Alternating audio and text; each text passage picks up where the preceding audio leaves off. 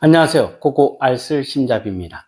지금부터 평강공주 리더십 연구소 김민수 소장의 임상 내용을 참고하여서 철부지 남편 능숙히 다루는 조종수를 탐구하고 또한 배우는 시간을 갖겠습니다. 남편 때문에 결혼 생활이 행복하지 않은 아내들은 고통스럽다고 할 정도의 심정을 토로합니다. 그래서 남편들을 어떻게 하면 잘 다루면서 행복한 결혼 생활을 영위할 수 있을지 그 방법들을 말씀드리고자 합니다. 철부지 남편 능숙히 다루는 조종술.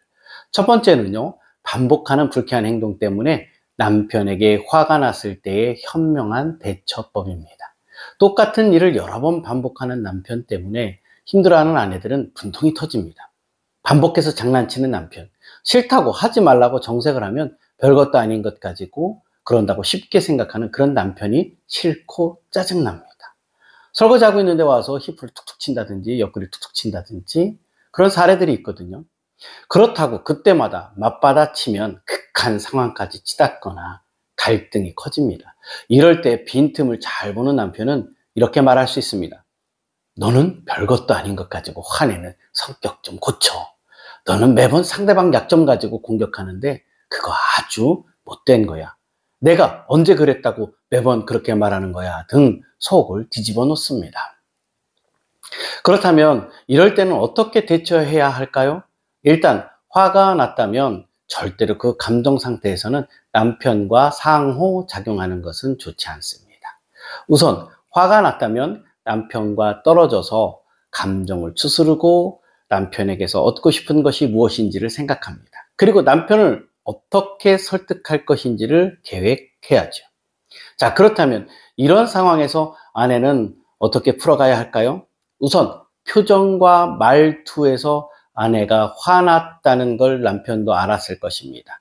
이때 남편은 전쟁을 준비하려는 태도이거나 방어하려는 태도를 보일 것이죠. 이때는 대화를 피하는 것이 기본이고요. 원칙입니다. 그냥 평소와 같이 아무렇지 않게 지내다가 편한 상황이 무르익었다 싶으면 그때 있었던 일에 대하여 이야기를 시작합니다. 이후 아내가 남편에게 불편했던 심정을 이야기하면 남편의 말하는 태도를 신경 쓰고 주의합니다. 몸의 신호를 민감하게 알아차리는 것이 필요하죠. 예를 들어 남편의 목소리가 커지거나 말이 빨라지고 남편의 반응이 답답하면 강요를 하고 명령을 하는 듯한 말들을 쓰지 않아야 합니다. 아마 남편은 공격 또는 철벽 방어 태세로 전환할 거니까요. 여기서 왜? 라고 따지듯이 물어보지 말고요.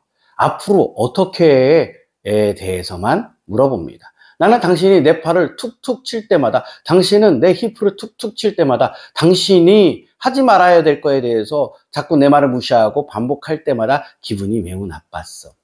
아프다고 그렇게 하지 말라고 하면 당신은 내 말을 듣기보다 가볍게 생각하고 넘기는 것 같아 기분이 나빴다고. 앞으로 어떻게 하면 이 문제가 해결될 수 있을까? 어떻게 생각해? 아내는 여유로운 마음으로 남편을 바라보면서 기다리기만 하면 됩니다. 물론 남편이 무조건 받아들이고 변화가 된다는 것은 아니겠죠. 단지 남편을 다루는 남편 조종술로서 이러한 기법을 반복적으로 사용하면 좋다는 것입니다. 저걸 내가 할 수 있을까? 이렇게 하면 성인군자가 되겠다라는 생각이 들 수도 있겠죠. 하지만 한 가지 확실한 것은 이성적으로 남편을 설득하는 것이 남편에게 감정적으로 화를 내는 것보다 설득이 쉽다는 거죠. 최소 3배 이상 차이가 날 정도로 효과가 있다라고 학자들은 말합니다.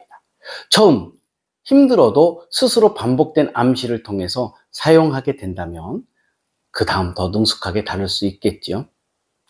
자, 두 번째는요, 신경질적이고 화내는 남편 다루는 방법입니다.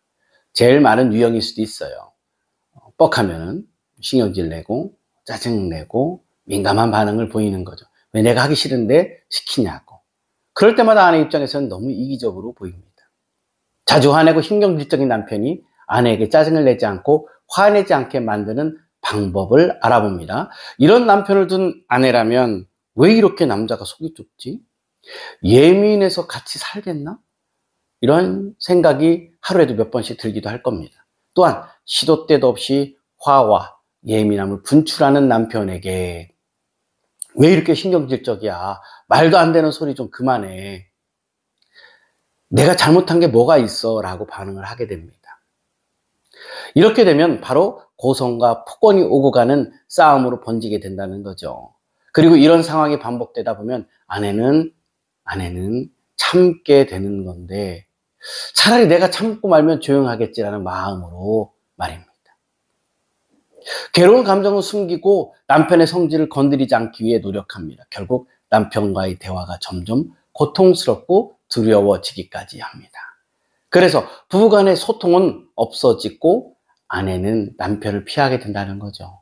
아마 아내는 두 가지 중에 한 가지 패턴을 가지고 그렇게 빠져 있을 겁니다. 첫 번째 패턴은 같이 화를 내고 같이 싸우는 것이죠. 다른 하나는 남편이 그런 모습을 보일 때 미안하다, 내가 잘할게, 알았어 라며 남편 말에 동의하는 척하며 회피하는 것입니다. 첫째 상황은 오히려 싸울 수 있는 빌미를 주는 것이고 둘째 상황은 오히려 나를 함부로 대해도 된다는 메시지를 주는 꼴이 되는 겁니다. 이런 일이 반복되면 아내에게 화를 내는 것을 당연하게 생각하도록 강화시키는 거라고 볼 수 있습니다. 아내의 경우 심하면 화낼 힘조차 없게 되고 우울해지고 무기력해집니다. 아내는 남편의 행동에 단호하게 대처를 해야 하는데 그게 쉽지가 않습니다. 남편의 강압적 태도와 신경질, 화에 지속적으로 이끌려 왔기 때문에 걱정과 두려움이 앞설 거죠. 여기서 우선 자신의 지지자를 찾았으면 합니다. 사실 혼자서 문제를 해결한다는 것이 두렵고 막막할 수 있기 때문입니다. 스스로 가정을 지키기 위한 정당성을 부여하고 강력한 명분이 자기 마음에 용기를 지필 수 있도록 해야 합니다. 다른 방법 중에 하나는 상담사를 통한 지지 상담과 문제 해결을 위한 상담을 받으면 더 좋겠죠. 스스로 문제를 해결하기 위한 의지와 용기가 있다면 이렇게 하면 좋습니다. 무엇 때문에 화가 났는지 목소리를 낮춰서 이야기해 주겠어? 만약에 남편이 그 상황에 대하여 받아들이지 못하여 감정적이고 공격적인 모습을 보인다면 단호하게 이렇게 말해야 합니다. 지금 이야기할 상황이 아닌 것 같아. 당신 지금 화가 났으니 나중에 이야기하자 라고 한 뒤 남편과 대화를 차단하는 것도 필요합니다. 또한 마음을 굳게 먹고 각오를 단단히 가져야 합니다. 남편이 폭력을 쓴다면 경찰을 부르겠다는 각오도 필요합니다. 시간이 걸리고 시행착오도 있겠지만 아내가 단호하게 대응할수록 남편은 자신이 화를 내는 것으로 아내를 제압할 수 없다고 여기게 되면서 신경질적인 행동을 줄여나갈 것입니다. 세 번째는요, 남편이 스스로 집안일을 하게 만드는 방법입니다. 우리 여러분들 남편이 도와주지 않고 힘들게 하는 그런 일들이 많이 일어나죠? 그래서 막 그냥 답답하고 이기적인 남편 같고 그 우라통 올라오는 마음을 어떻게 견딜 수 없어서 힘들어한 적도 한두 번이 아니겠죠? 그래서 달래보기도 하고 이렇게 도와달라고도 하고 뭐 이렇게 달래고 하면서 해보지만 잘 통하지가 않죠? 자, 그렇다면 이 부분들에 대해서 어떻게 하면 좀 더 지혜롭게 문제를 해결해 나갈 수 있을지, 원하는 대로 이끌어갈 수 있을지 보겠습니다. 집안일과 육아를 귀찮아하는 남편의 행동이 꼴도 보기 싫을 겁니다. 아내의 요청을 거절하는 이기적인 남편 때문에 열불이 날 겁니다. 하지만 조금만 인내심을 가지고 남자에 대하여 이해하게 된다면 다음 방법들을 인내심 가지고 사용할 때 좋은 결과를 보게 될 것입니다. 남자들은 사회, 말하자면 사냥터에서, 그러니까 사회생활 속에서 그 생활하는, 그 직장에서 임하는 그러한 상황들이 사냥해야 될 대상이라고 생각합니다. 그러니까 사냥터라고 생각하는 거죠. 그래서 남자들은 집안일을 태생적으로 싫어하는 생물학적 본성에서 오는 행동이라고 볼 수 있습니다. 사실 여성들 입장도 마찬가지입니다. 육아를 하는데 익숙한 생물학적 특성이 있습니다. 하지만 아내도 삶의 질을 높이기 위해 직장 생활을 하는 거죠. 남성에게는 익숙한 사냥터가 여성에게는 본성적으로 2배 이상 노력해야만 하는 직장 생활입니다. 여성들에게는 사냥터가 아니지요. 다분히 여성의 인내와 노력이 담겨 있습니다. 반면에 그러니까 남편은 가사에 대한 분담에 대하여 노골적으로 불편해하고 이기적으로 보이기까지 할 정도로 피합니다. 기질적으로 태생적으로 그런 육아에 관련돼서 또는 가사 분담에 대해서 힘들어한다는 겁니다.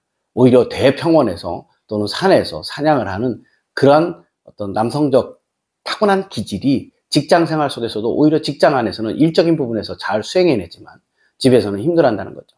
그래서 몇 배를 노력해야 된다는 얘기를 하는 겁니다.